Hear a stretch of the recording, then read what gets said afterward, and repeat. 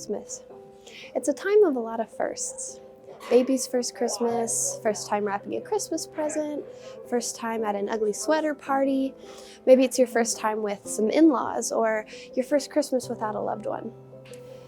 Whether you celebrate Hanukkah, Christmas, Kwanzaa, or another holiday, Christmas time has a way of highlighting both the brokenness and blessings in our life. But it also has a way of making it difficult for us to remember why we actually celebrate all month, and that's Jesus. So why do we sing songs like Joy to the World or Mary Did You Know? It's because we're celebrating a very important first, and that's the first time that God came to live with us. In Philippians 2, 4-8, Paul talks about unity and humility in the church. Beginning in verse 4, he says, "Do not merely look at your own personal interests, but also for the interests of others. Have this attitude in yourself, which was also in Christ Jesus, who, although he existed in the form of God, did not see equality with God a thing to be grasped, but emptied himself, taking the form of a bondservant and being made in the likeness of men. Being found in appearance as a man, he humbled himself by becoming obedient to the point of death, even death on a cross." So what's the big deal about Jesus' birth? It's the center of our whole faith. Jesus, even though he was God in privilege and power, did not choose to cling to that.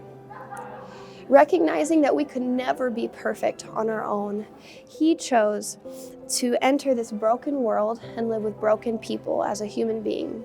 And beyond that, he was even willing to die a publicly humiliating death on a cross so that you and I could be forgiven of every wrong thing or sin that we've thought, said, done, or even will do.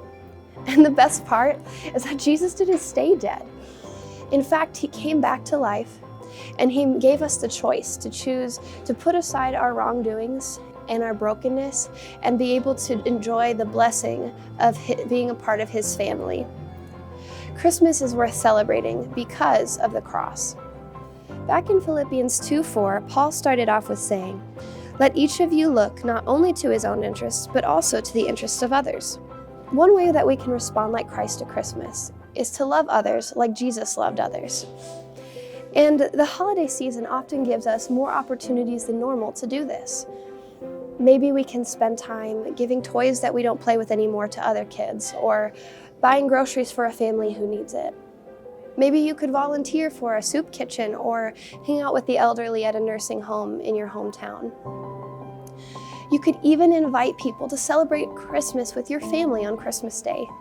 No matter how you choose to put others first this Christmas or experience some firsts of your own, remember that Christ's coming, crucifixion, and resurrection are the reason that you and I can have hope this Christmas season and for many to come.